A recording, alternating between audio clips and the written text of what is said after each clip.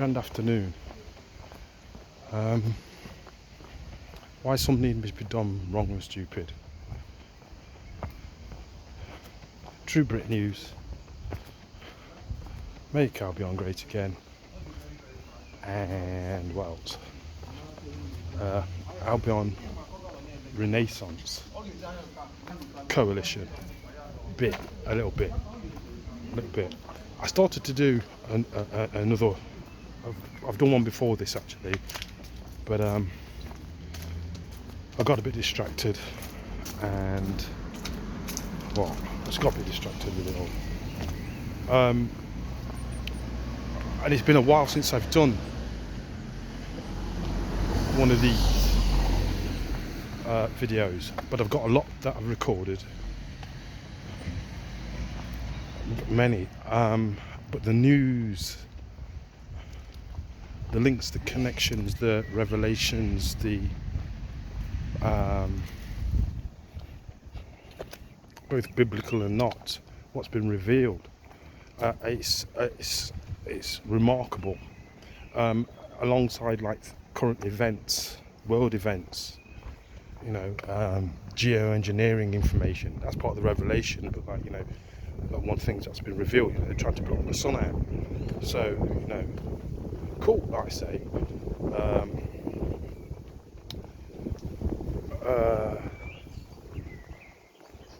But, well, no buts. I say cool that you're going to do this, but it, as I say, it reveals much about. So that they're saying that's something that they like to do, or they're going to start doing.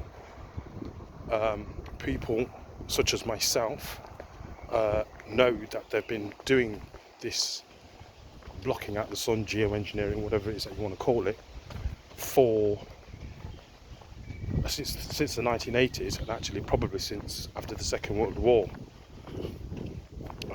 They've been messing with or developing technologies to be able to weaponize the weather.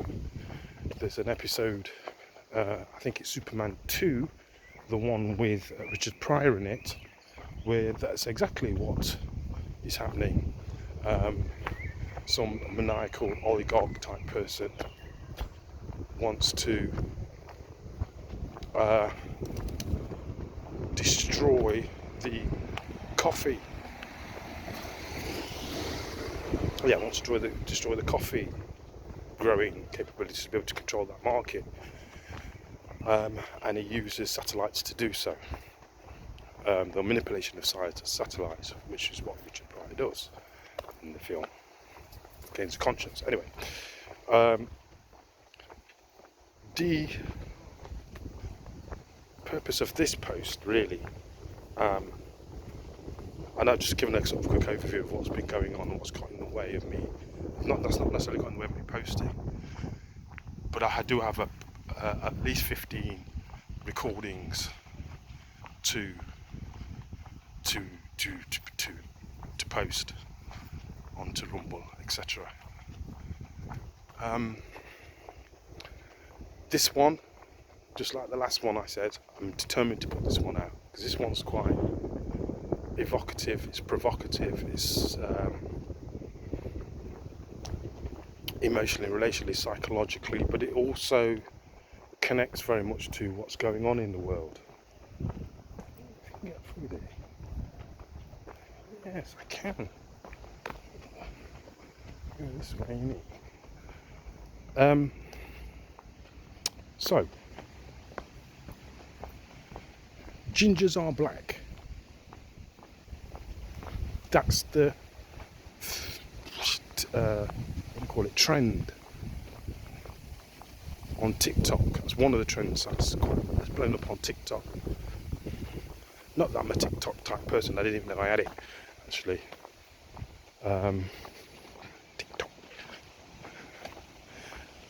Gingers are black, and it's just not just a wild statement that's come out of the blue, if that makes sense. You know, it's got validation of science to prove that's been used to back up the statement.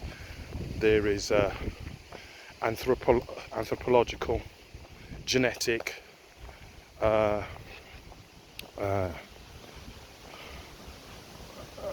evidence then to support the claim that gingers are black. Historic evidence, genealogical and biblical too, as it happens.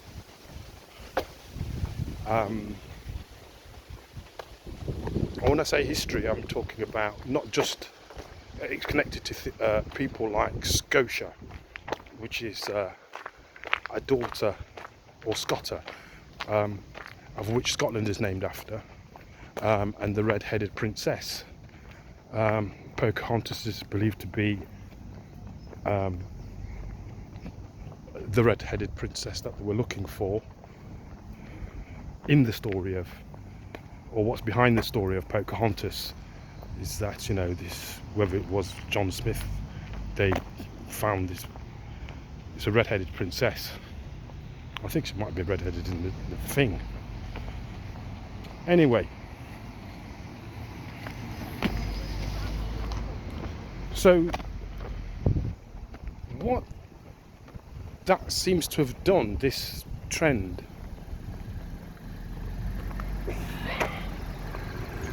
seems to have caused a bit of a discussion and a debate and an appreciation and an outpouring of emotion and acknowledgement, a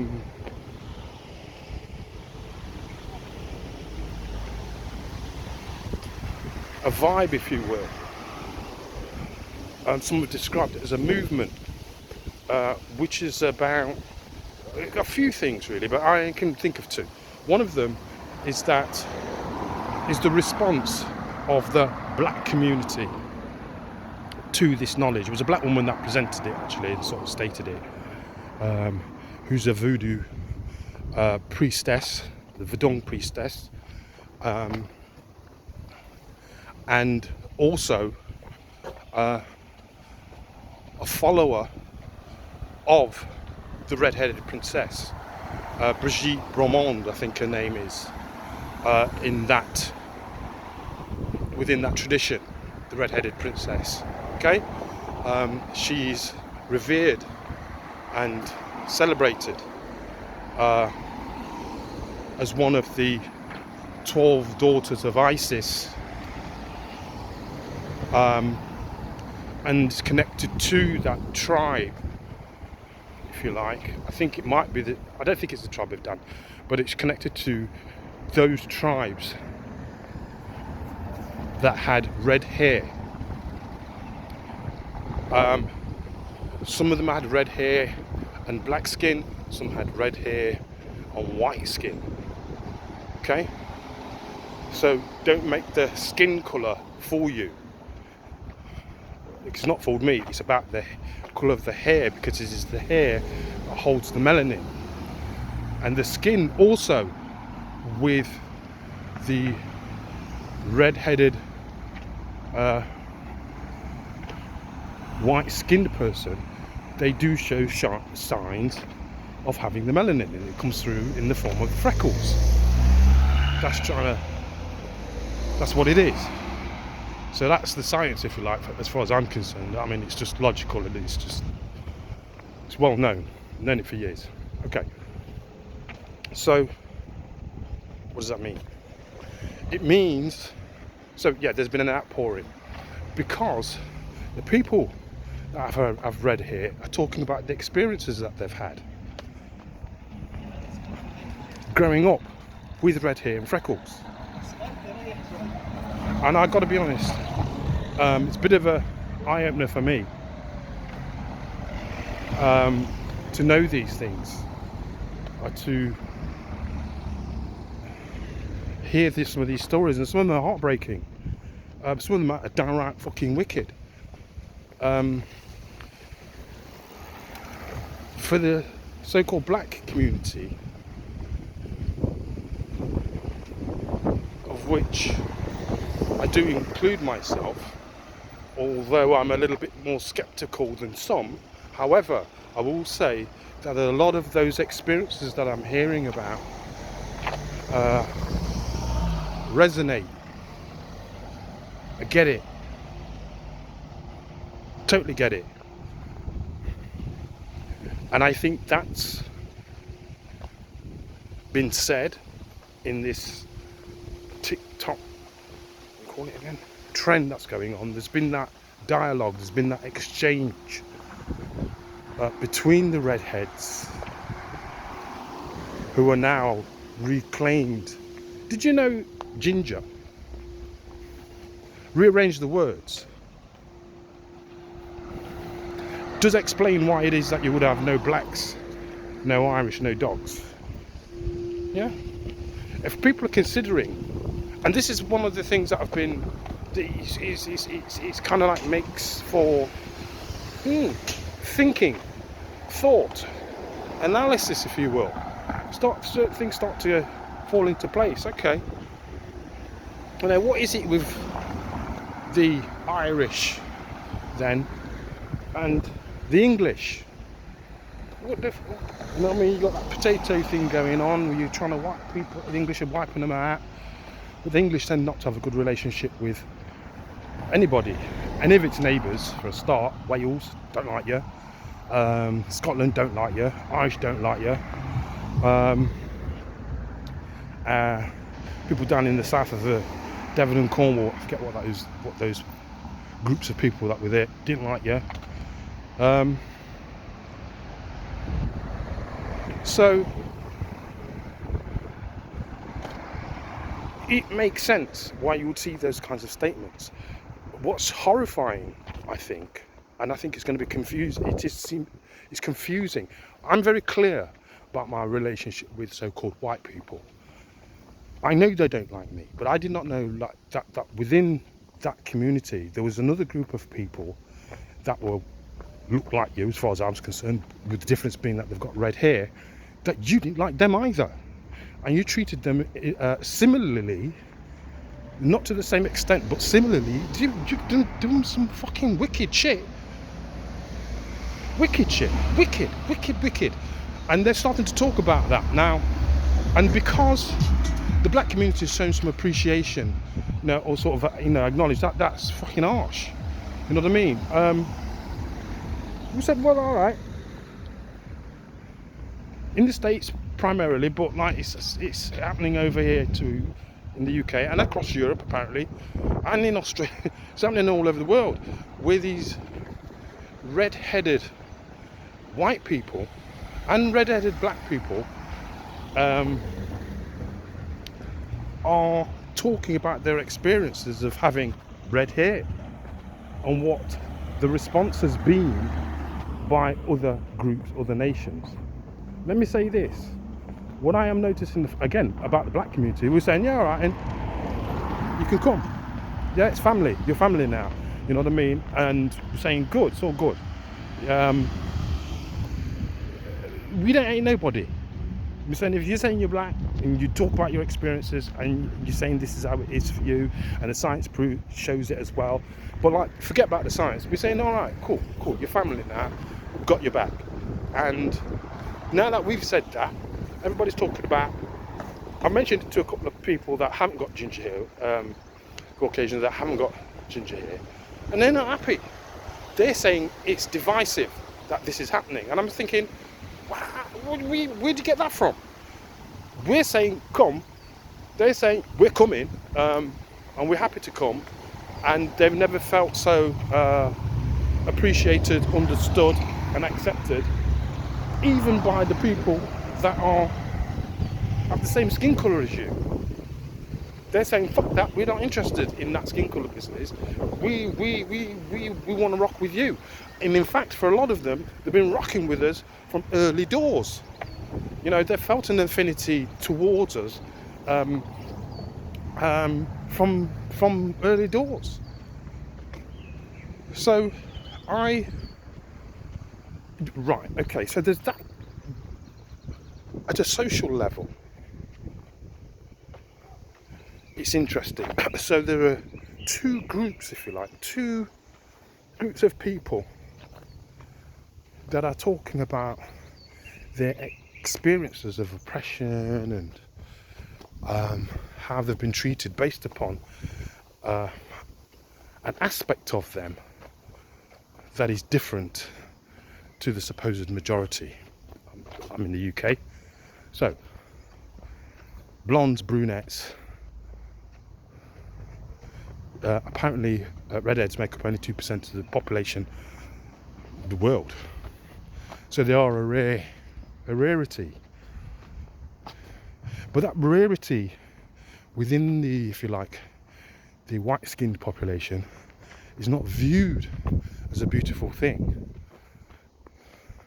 It seems, by the experiences that people are talking about, but by the black community, we recognise it. We think it's a beautiful thing, you know.